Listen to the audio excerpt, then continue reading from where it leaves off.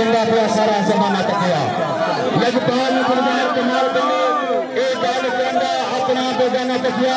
इस गल में शक नहीं राजा फाती सदा सदा होया बेगाना तकिया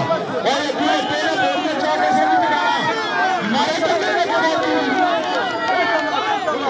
ए मेरे अपने पीर बाहर आया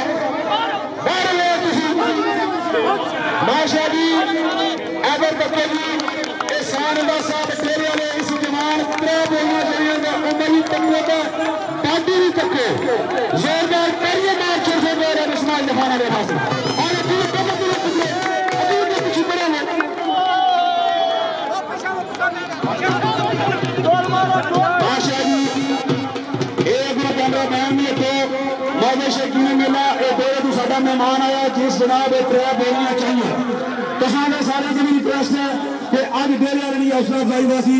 खसूसी तुसा इनाम सारे देना खुश रहो डेरे वाले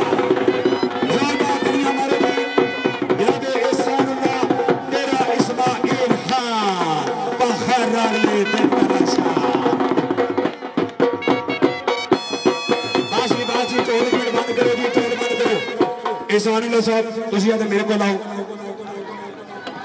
5000 रुपया जी चौधरी फरम साहब की तरफों जनाब चौधरी कासम माल मारूफ काशो बिल्ले साहब की तरफों चंगा वाला ने जान दे बाकी उठा नहीं चाया तो किस्मत उसने चाया 2000 रुपया चौधरी जुबैर साहब एनी बिठा रहे